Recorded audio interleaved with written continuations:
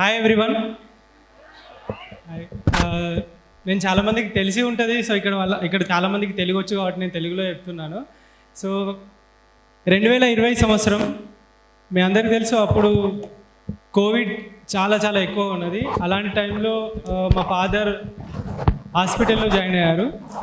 So ఆ టైంలో నేను ఫార్మసిస్ట్గా చేస్తున్నా. నాది డిప్లొమా బ్యాచిలర్ మాస్టర్ అయిపోయింది ఫార్మసీ. సో ఫార్మసిస్ట్గా చేస్తున్నా. ఆ దగ్గరే గవర్నమెంట్ హాస్పిటల్స్ మాత్రమే చూస్తున్నాయి. ఆ టైంలో మా ఫాదర్ హాస్పిటల్లో అడ్మిట్ చేశాము. నేను ఒక్కరిని మా ఫాదర్ తోటి ఉన్నా. మా మమ్మీకి మా చెల్లికి కూడా కోవిడ్ వచ్చింది. వాళ్ళు ఇంట్లో ఉన్నారు. అక్కడ ఇక్కడ చూసుకునేవాడిని. సో నేను ఇక్కడ నిలబడడానికి కారణం ఏంటి అంటే అదే కోవిడ్. సో చాలామంది లైఫ్స్ చేంజ్ అయినాయి అంటారు కదా. సో అందులో నేను ఒకరిని. సో ఫాదర్ హాస్పిటల్ బెడ్ పైన ఉన్నప్పుడు ఒక 300 మంది, ఇంత పెద్ద వార్డు అది, 300 మంది పేషెంట్స్ ఉండేవాళ్ళు. చాలామంది స్టోరీస్ వినేవాడిని. రోజు వాళ్ళకి వేడి నీళ్ళు ఇవ్వడం ఇట్లా చేస్తుండేవాడిని. చాలామంది స్టోరీస్ వినేవాడిని. ఏంటి అని అంటే ప్రతి ఒక్కరు కూడా బెడ్ పైన ఉన్నారు. వాళ్ళ దగ్గర కొంతమంది దగ్గర చాలా డబ్బులు ఉన్నాయి, లక్షల కోట్లు ఉన్న వాళ్ళు కూడా ఉన్నారు, కానీ వాళ్ళని చూసుకునే వాళ్ళు లేరు. సో ఇలా ఒక 10 days పీరియడ్లో ఒక 300 మంది చనిపోయారు అదే హాస్పిటల్లో. సో చనిపోయిన తర్వాత 10వ రోజు మా నాన్నగారు చనిపోయారు. చనిపోయిన తర్వాత నాకు ఒకటి మొత్తం స్టోరీస్ అన్నీ విన్నా తర్వాత చాలా కొంచెం డిస్టర్బ్డ్గా ఉండే. ఎప్పుడైతే ఇంటికి వెళ్ళిన తర్వాత ఒకరోజు ఆలోచించుకుంటున్నా, ఎందుకు ఇంతమంది చనిపోయారు, వాళ్ళ లైఫ్ మొత్తం ఎక్కడంటే పొద్దు నుండి సాయంత్రం దాకా మనం ఒక 15, 20, 22, 23 సంవత్సరాల దాకా చదువు కోసం అని స్పెండ్ చేస్తాము. ఆ తర్వాత జాబ్ కోసం ఒక 40, 50 సంవత్సరాలు కష్టపడతాము. ఆ తర్వాత డబ్బులు ఉంటాయి, మీ దగ్గర సమయం ఉంటుంది, కానీ మీ ఒంట్లో ఓపిక ఉండదు, శక్తి ఉండదు. సో అలాంటి సిచ్యువేషన్స్ చాలామంది అక్కడ నేను హాస్పిటల్ బెడ్ పైన వాళ్ళు షేర్ చేసుకున్నారు. స్టోరీస్ ఏంటి అని అంటే, మేము మా లైఫ్లంతా కూడా ఈ యొక్క మనీ సంపాదించడం వెనుక పరిగెట్టుకుంటూ మనీ వెనుకనే వెళ్ళినాము. సో చాలామంది వాళ్ళ హెల్త్ గురించి ఎవ్వరు కూడా ఆలోచించలేదు. ప్రతి ఒక్కరు డబ్బు డబ్బు డబ్బు డబ్బు అని చెప్పేసి సంపాదించారు. ఎట్ ద ఎండ్ వాళ్ళ దగ్గర ఉన్న డబ్బు ఆ హాస్పిటల్ బెడ్ పైన ఉన్న వాళ్ళని ఆ సంపాదించిన డబ్బు వాళ్ళని సేవ్ చేయలేకపోయింది. ఆ టైంలో నేను ఒక డిసైడ్ చేసుకున్నా, నేను నా లాస్ట్ డేస్లో ఈ హాస్పిటల్ బెడ్ పైన మాత్రం చనిపోకూడదు, ఆ ట్యాబ్లెట్స్ తినకూడదు, బెడ్ పైన చనిపోకూడదు. వీళ్ళందరికన్నా భిన్నంగా ఏదైనా ఒకటి చేద్దాం. ఆ లైఫ్ అది ఎలా ఉండాలి అని అంటే ప్రతి ఒక్కరికి ఇన్స్పిరేషనల్గా ఉండాలి అని చెప్పేసి ఆలోచిస్తున్న టైంలో ఒకరోజు రాత్రి సోషల్ మీడియా వాడుతున్న, ఇన్స్టాగ్రామ్ అట్లా స్క్రోల్ చేస్తుంటే ఎవరో యూరోపియన్ సైకిల్ మీద రైడింగ్ చేస్తూ కనబడ్డాడు. అదంతా చూసిన తర్వాత చాలా లగేజ్ పెట్టుకొని పోతున్నాడు. నాకు అనిపించింది, అరే ట్రావెల్ చేయొచ్చా ఇట్లా కూడా అని చెప్పేసి ఆలోచించి రాత్రి ఇన్స్టాగ్రామ్లో ఒక స్టోరీ పెట్టినా. నేను నాకు ఒక సైకిల్ కావాలి, హైదరాబాద్ నుండి కన్యాకుమారి పోవాలనుకుంటున్నా సైకిల్ పైన. అది 2020. ఎవరు అప్పుడు సైక్లింగ్ అంటే ఇండియాలో అప్పుడు స్టార్ట్ అవుతుంది, చాలామంది సైక్లింగ్ చేస్తున్నారు, కానీ షార్ట్ డిస్టెన్సెస్ అట్లా చేస్తున్నారు.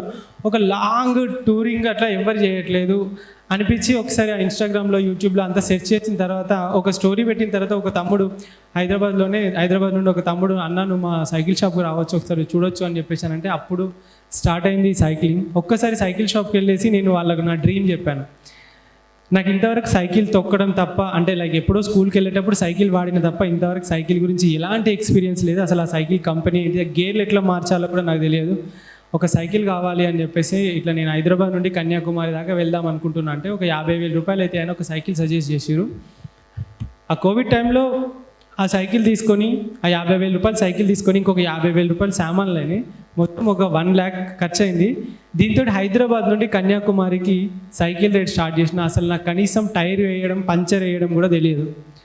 స్టార్ట్ చేసిన నేను ఇప్పుడు హైదరాబాద్ నుండి కన్యాకుమారి, తర్వాత గోవా, తర్వాత మనాలి, లదాఖ్ అండ్ జమ్మూ అండ్ కాశ్మీర్, రాజస్థాన్, పంజాబ్. అదేవిధంగా ఈ రైడ్ అంతా అయిపోయిన తర్వాత ఇంకొక విషయం జరిగింది. నా లైఫ్లో బెస్ట్ రైడ్ ఏంటి అని అంటే హైదరాబాద్ టు చైనా. అది కూడా హైదరాబాద్ టు చైనా రైడ్. మీరు చూస్తే తెలుస్తుంది ఇన్స్టాగ్రామ్ వాటెవర్ సోషల్ మీడియాలో. నేను ఒక్కడనే పోతున్నా, నాకు ఎవరు తోడుగా లేరు అని చెప్పేసి ఒక కుక్క పిల్లని నేను నా సైకిల్ పైన వెనకాల, వాడు ఒక 12 కిలోలు ఉంటాడు, వాడిది ఒక లగేజ్ ఒక 15 కిలోలు ఉంటుంది, మొత్తం ఒక 30 కిలోస్ వాడి లగేజ్ ఉంటుంది. 30 కిలోల లగేజ్ నా సైకిల్ వెనకాల వాడిని కూర్చుండబెట్టుకొని హైదరాబాద్లో స్టార్ట్ చేసిన ride Hyderabad, Vijayawada, Visakhapatnam, Howrah, Assam, Meghalaya, north east states మీదుగా సిక్కిం నుండి నతులా పాస్ వరకు ఒక దగ్గర 8,000 కిలోమీటర్లు మొత్తం రైడ్ చేస్తూ రీచ్ అయిన నతులా పాస్. సో అది చైనా బార్డర్, అప్పుడు క్లోజ్ ఉంది. So due to Covid and కొన్ని ఇష్యూస్ వల్ల సో అక్కడి వరకు వెళ్ళేసి మళ్ళీ బ్యాక్ వచ్చేసిన. అప్పుడు అనిపించింది ఈ సైకిల్ రైడ్ చేయడానికి గల కారణం కూడా ఒకటి ఉంది. ఏంటి అని అంటే రంజితాన్ వీల్స్ అని ఒక అబ్బాయి సైకిల్ మీద దేశాలు దాటుకుంటూ వెళ్తున్నాడు, కొన్ని వేల కిలోమీటర్ల రైడ్ చేస్తున్నాడు. నేనెందుకు నా కాలేజ్కో, స్కూల్కో లేదా చిన్న డిస్టెన్స్కో, ఆఫీస్కో సైకిల్ను లేదా సైకిలే కాదు నడుచుకుంటాను చిన్న జస్ట్ ఒంట్లో నుండి చెమట గారేలాగా ఏ పని చేసినా ఈ పొల్యూషన్ కొంచెం తగ్గించిన. ఇప్పుడు చూడండి, మనం ఒక చిన్న పనికి వెళ్ళాలంటే కార్ తీసుకొని వెళ్తాం, అందులో నలుగురు వెళ్ళొచ్చు. కానీ మనం ఒక్కరమే ఉన్నాం, అక్కడ పని లేదు, నలుగురు వెళ్తేనే తీసుకెళ్తే బెటర్ కారు, కానీ ఒక్కరి మీద వెళ్తాం అంటే రోడ్ మీద ఎంత పొల్యూషన్ వదిలిపెట్టుకుంటూ పోతాం అనొచ్చు.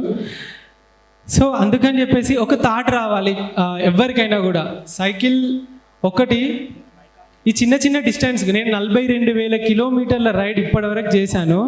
42,000 కిలోమీటర్ల రైడ్ ఒకడు చేసినప్పుడు అది కూడా ఒక్కడిని కాదు, సైకిల్ పైన దగ్గర 48 కిలోల లగేజ్ ఉంటుంది నా సైకిల్ పైన. 42,000 కిలోమీటర్ల రైడ్ చేసినప్పుడు మీరు చిన్నగా ఒక 2-3 కిలోమీటర్లు 5 కిలోమీటర్లు రైడ్ చేస్తే ఎంతో పొల్యూషన్ తగ్గించిన వాళ్ళు అవుతారు. అదేవిధంగా మీరు కూడా కార్డియో, అది గుడ్ కార్డియో, సో మీరు కూడా హెల్తీగా ఉంటారు అనే ఒక చిన్న మెసేజ్ ఇవ్వాలని ఈ రైడ్ స్టార్ట్ చేసిన. బట్ ఇవాళ నిజంగా నా వల్ల దగ్గర 2,200 మంది సైకిల్స్ తీసుకున్నారు. ఈవెన్ నేను సజెస్ట్ చేస్తే చాలామంది మెసేజ్లు కూడా పెడతారు, సో ఏ సైకిల్ తీసుకోవాలి ఇలాంటి చిన్న వాటికి. కొంచెంమంది ట్రావెల్ స్టార్ట్ చేసిన వాళ్ళు కూడా ఉన్నారు, అండ్ చాలామంది వెయిట్ లాస్ కూడా అయ్యారు ఆ సైక్లింగ్ చేయడం వల్ల మంచి ఫుడ్ తోటి. సో మీరు ఒకసారి ఆలోచించండి, సైక్లింగ్ కానీ ఏదైనా ఒక ఫిజికల్ యాక్టివిటీ మీ లైఫ్లో ఉంటే మనం ఫ్యామిలీతోటి ఒక 50 సంవత్సరాల వరకు బతికేటోళ్ళం, ఇంకొక 70 సంవత్సరాల వరకు ఈజీగా బతకగలుగుతాం. ఎందుకంటే మనం ఫిట్గా ఉంటే మన ఫ్యామిలీతోటి ఆ టైం స్పెండ్ చేయొచ్చు. సో ఇదే అనుకొని నేను అనుకున్నప్పుడు ఇండియా మొత్తం రైడ్ అయిపోయింది. 15,000 కిలోమీటర్లు 2 సంవత్సరాలు పట్టింది అరౌండ్ ద ఇండియా. మొత్తం తొక్కిన తర్వాత నాకు ఒక థాట్ వచ్చింది, అంటే ఆ తర్వాత అయిపోయింది. నేను రైడ్ స్టార్ట్ చేసి జస్ట్ నాకు కొంచెం మెంటల్గా కొంచెం డిప్రెషన్లో ఉన్నా, జస్ట్ కన్యాకుమారి వరకు పోయేస్తే కొంచెం హ్యాపీగా ఉంటా అని చెప్పేసి అనుకొని సో అప్పుడు స్టార్ట్ చేసిన.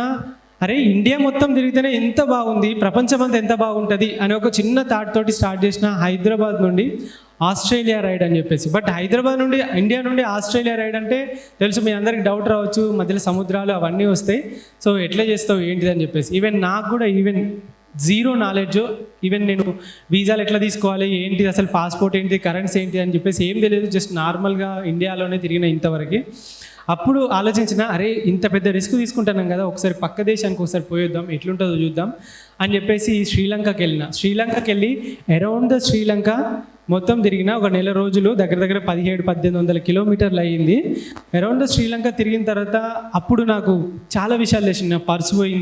పర్సు పోతే అందులోకి వెళ్ళి అన్నీ పోయినాయి, ఒక పాస్పోర్ట్ మాత్రమే ఉంది, డబ్బులకి ఏం లేవు. అలాంటి సిచ్యువేషన్లో ఎట్లా సర్వైవ్ అవ్వాలి, అసలు ఈ వీసాలు ఎట్లా తీసుకోవాలి, నెల రోజులనే కంట్రీ నుండి బయటికి వెళ్ళిపోవాలి, ఒక 30 days వీసా ఇస్తే అసలు ఇదంతా ఏంటి తెలుసుకుందామని చెప్పేసి వెళ్ళినా. నాకు చాలా విషయాలు అయితే తెలిసినాయి.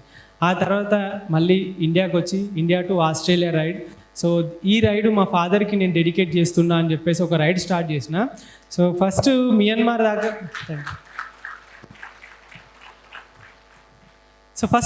దాకా వెళ్ళిన తర్వాత అక్కడైతే మొత్తం క్లోజ్ ఉంది. మియన్మార్ చాలా land issues, military and politics అవి క్లోజ్ ఉండడం అండ్ ఎంట్రీ ఇవ్వకపోవడం వల్ల నేను ఏం చేసిన అంటే డైరెక్ట్ ఫ్లై అయిన వియత్నాం హనోయ్ అనే ఒక ప్లేస్ ఉంటుంది పైన టాప్లో. హనోయ్లో స్టార్ట్ చేసిన ride Vietnam, Cambodia, Thailand, Malaysia, Singapore, Indonesia, China, Japan, Korea, Taiwan, Mongolia, అదేవిధంగా మంగోలియా తర్వాత ఆస్ట్రేలియాకి రీచ్ అయ్యి మెల్బోర్న్ నుండి బ్రిస్బెన్ వరకు ఆస్ట్రేలియాలో ఆ వెదర్ మాత్రం ఎక్స్ట్రీమ్ ఉంటుంది. అక్కడ ఆస్ట్రేలియాలో చీమ కుట్టినా చచ్చిపోతారు, పాము కుట్టినా చచ్చిపోతారు, ఈవెన్ స్పైడర్ కుట్టినా చచ్చిపోతారు. అలాంటి ఒక కంట్రీ, డిఫరెంట్గా ఉంటుంది ఆ కంట్రీ. సో అలాంటి కంట్రీస్లో రైడ్ చేస్తూ దగ్గర 42,000 కిలోమీటర్ల రైడ్ కంప్లీట్ చేసుకొని సో వచ్చినప్పుడు నాకు అనిపించింది, స్టార్టింగ్లో నేను ఇండియాలో సైకిల్ పట్టుకున్నప్పుడు ఈవెన్ నాకు సైకిల్ గేర్లు ఎట్లా చేంజ్ చేయాలో కూడా తెలియదు. మీకు తెలుసో లేదో, ఇక్కడ మణికొండ కొండాపూర్ సంథింగ్ అక్కడ ఒక సైకిల్ షాప్ ఉంటుంది. అక్కడ సైకిల్ తీసుకొని నేను మా ఇంటికి తొక్కుకుంటూ రావడానికి 18 కిలోమీటర్లు గోల్కొండ దగ్గర. ఈ 18 కిలోమీటర్ల రైడ్లో నాకు ఈవెన్ ఒక వారం రోజులు కూర్చోవడానికి రాలేదు. ఎందుకంటే లైక్ ఈవెన్ నాకు గేర్లు చేంజ్ చేయడం తెలియదు. అండ్ ఆ సైకిల్ సీట్ ఇంత సన్నగా ఉన్నది. అది ఎంత టార్చర్ అనిపించింది అంటే, అరే ఎట్లా దొక్కుతారా ఈ సైకిల్, ఇంత దారుణంగా ఉన్నది, అనవసరంగా కొన్నానా అనే ఒక థాట్ నాకు మైండ్లో వచ్చింది స్టార్టింగ్లో. ఎందుకంటే అది రోడ్ బైక్ అన్నట్టు, చాలా సన్నటి టైర్లు ఉంటాయి. సో ఆ బైక్ తీసుకున్న తర్వాత రోజుకు 5 కిలోమీటర్లు 10 కిలోమీటర్లు హైదరాబాద్లో ఒకరోజు 50 కిలోమీటర్లు తొక్కిన తర్వాత ఒక కాన్ఫిడెన్స్ వచ్చింది. పొద్దున 50 సాయంత్రం 50 తొక్కిన 100 కిలోమీటర్లు రోజు తొక్కుతా అని చెప్పేసి అనుకొని స్టార్ట్ చేసిన. మీకు తెలుసో లేదో, ఈ సైక్లింగ్లో నేను దగ్గర 15 కిలోస్ వెయిట్ లాస్ అయినా. అండ్ ఈవెన్ మంగోలియాలో చూసుకుంటే నాకు 10 రోజులు ఎడారిలో రైడ్ చేసిన. 10 రోజులు ఎడారిలో మనుషులు కనవల్లే 4-5 రోజులు నాకు. అండ్ 15 లీటర్ల వాటర్ నా సైకిల్ మీద క్యారీ చేయాల్సి వచ్చింది. 10 రోజుల ఫుడ్ నా సైకిల్ మీద క్యారీ చేయాల్సి వచ్చింది. నా సైకిల్ టైర్లు మొత్తం ఇట్లా ఊడిపోయినాయి. సో టెంపరేచర్స్ అయితే చాలా చల్లగా ఉంటాయి. మంగోలియా మీకు తెలుసు -50 -60 అట్లా పోతుంది. వాళ్ళు సైబీరియా, రష్యా, మంగోలియా ఇలాంటి ప్లేసెస్లోనే తక్కువ టెంపరేచర్స్ అక్కడ రికార్డ్ అవుతాయి. ఇవి కంట్రీస్ మాత్రమే. అలాంటి ఒక కంట్రీస్లో రైడ్ చేయడం అనేది ఈ మానసిక సామర్థ్యాన్ని అండ్ శారీరక సామర్థ్యాన్ని చాలా పెంచుతుంది అనిపించింది. మనిషి అనుకుంటే ఏదైనా చేయొచ్చు, బట్ అనుకోవడానికే భయపడతాడు అని చెప్పేసి. అప్పుడు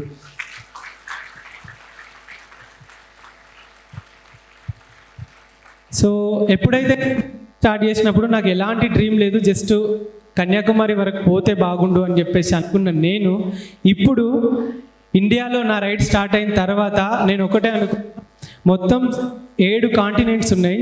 7 కాంటినెంట్స్లో కాంటినెంట్ మాత్రం మనం రైడ్ చేయలేము. ఆ కాంటినెంట్ వదిలిపెట్టి మిగతా 6 కాంటినెంట్స్, సో ఏదైతే ఉందో ఫస్ట్ ఏషియా, సో ఇప్పటికైతే ఏషియా కంట్రీస్ నేను కవర్ చేసిన. సో ఏషియా తర్వాత ఆస్ట్రేలియా సెకండ్ కాంటినెంట్, ఆస్ట్రేలియా కూడా కొంచెం కవర్ చేసిన, ఇంకా కవర్ చేసేది ఉన్నది. బట్ నాకు 3 months వీసా మాత్రమే ఇచ్చారు. 2 సార్లు రిజెక్ట్ అయిపోయిన తర్వాత 3వసారి ఇచ్చారు. మీకు తెలుసు వీసాస్ రావడం చాలా కష్టం అని చెప్పేసి పెద్ద కంట్రీస్కి. ఆ తర్వాత ఆస్ట్రేలియా అయిపోయింది, ఏషియా ఆస్ట్రేలియా అయిపోయింది. ఇప్పుడు నేను European countries and north America and south America, Africa, ఈ యొక్క 4 కాంటినెంట్స్ అయితే రైడ్ చేయాలనుకుంటున్నా. సో ఈ జూన్లో, అంటే ఇప్పుడు నేను మొన్ననే వచ్చి రెస్ట్రిక్ట్లో తీసుకొని నెక్స్ట్ కంట్రీస్కి అన్నిటికీ వీసాస్ ఆ ప్లానింగ్ అంతా వేసుకొని రోడ్ మ్యాప్ వేసుకుంటున్నా. ఈ జూన్లో నా రైడ్ మళ్ళీ స్టార్ట్ అవుతుంది. So middle east Asian countries, ఏషియాలో ఈ మామూలుగా సెంట్రల్ ఏషియా ఇటు సైడ్ కవర్ అయిపోయింది. Middle east Asia countries ride చేస్తూ యూరోప్లోకి ఎంటర్ అవుతూ యూరోప్లో ఉన్న కంట్రీస్ మ్యాక్సిమం కవర్ చేస్తూ 30 కంట్రీస్ పైన 35,000 కిలోమీటర్ల పైన అరౌండ్ 3 years పైన పడుతుంది ఈ ride. India to England ride అయితే నెక్స్ట్ చేయబోతున్నాను నేను ఈ జూన్లో.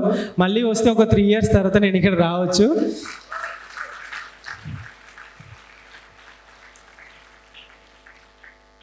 ఇండియా టు ఇంగ్లాండ్ తర్వాత next north America, south America. ఎందుకు ఇవి లేట్ పెట్టిందంటే, ఎప్పుడైతే మన పాస్పోర్ట్లో కొన్ని వీసాస్ ఎక్కువ ఉంటాయో, ట్రావెల్ హిస్టరీ మనం ఎప్పుడైతే బిల్డ్ చేసుకుంటామో అప్పుడు పెద్ద కంట్రీస్కి ఒక ట్రావెలర్గా వాళ్ళు గుర్తించి ఈజీగా వీసాలు ఇవ్వడానికి అవకాశం ఉంటుందని చెప్పేసి అమెరికాను లాస్ట్ పెట్టిన, north and south America.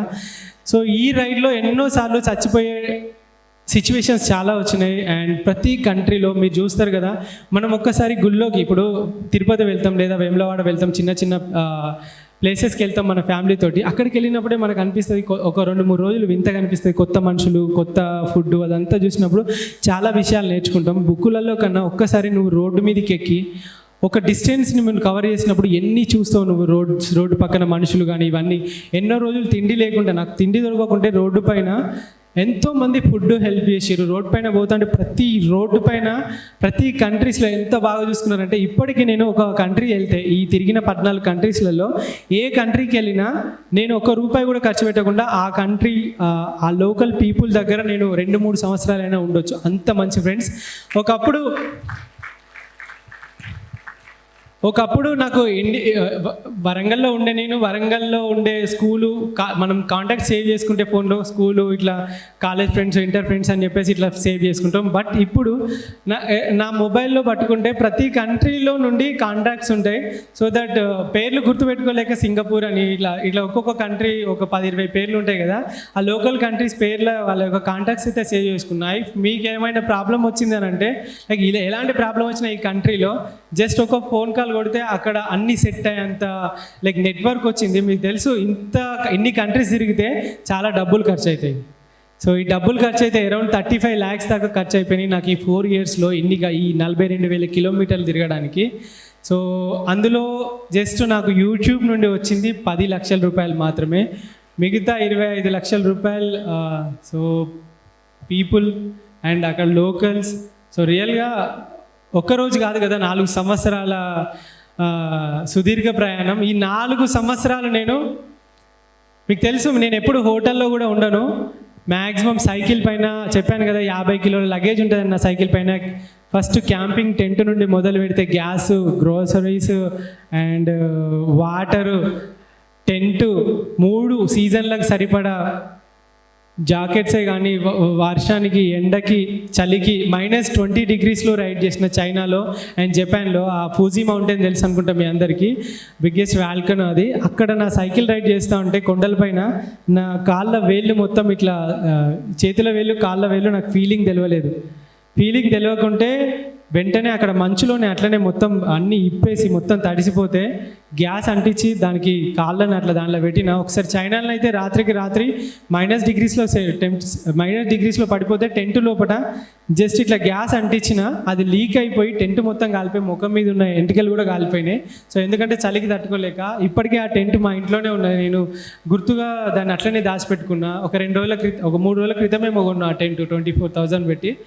But అలాంటి సిచ్యువేషన్స్ ఎన్నోసార్లు వర్షం పడుతూ ఉంటే టెంట్ కిందకి వెళ్ళి ఇట్లా నీళ్లు మొత్తం కొట్టుకుపోయి ఆ క్యాంపింగ్ టెంట్ లోపల మొత్తం నీళ్లు నిండిపోవడం అండ్ వాటర్ లేక మంగోలియాలో ఇంతకుముందు సార్కి చెప్తూ ఉంటే మంగోలియాలో వాటర్ లేక ఆ రోజు మొత్తం ఎడారిలో నీళ్లు లేకపోతే రాత్రికి అదృష్టంతో నాకు వర్షం పడితే సైకిల్ మీద కవర్ ఉంటుంది కదా, ఆ కవర్ను రివర్స్ పెట్టి దానిలో ఉన్న వాటర్ అన్ని అంటే వర్షాన్ని మొత్తం ఆ కవర్లో నింపుకొని ఆ వాటర్ని బాటిల్లో నింపుకొని ఆ రోజు పొద్దున నుండి రాత్రి దాకా ఎండకి తాగకుండా రాత్రి వాటర్ తాగి లైక్ సర్వైవ్ అయినా అంటే మీరు ఆలోచించండి. వాటర్ చాలా ఇంపార్టెంట్ అక్కడ. ఇక్కడ మెయిన్ చాలా విషయాలు ఉన్నాయి. నేను చెప్పుకోవడం మొదలు పెడితే ఒక 2-3 రోజులు కాదు, ఇంకా వారం రోజులైనా సరిపోదు. బట్ ఇక్కడ మనకు కొద్ది టైమే ఉంటుంది. సో ఇక్కడ మెయిన్ ఏంటి అని అంటే రంజితాన్ వీల్స్ అనే ఒక అబ్బాయి ప్రపంచం మొత్తం సైకిల్ మీద తిరుగుతున్నాడు. నేనెందుకు నా చిన్న డిస్టెన్స్కి థాట్ వచ్చి ఈ పొల్యూషన్కి సొల్యూషన్ బైసైకిల్ అని చెప్పేసి ఒక మోటోతో అయితే నేను ట్రావెల్ చేస్తున్నా. ఈ పొల్యూషన్కి సొల్యూషన్ సైకిల్ ఏ విధంగానో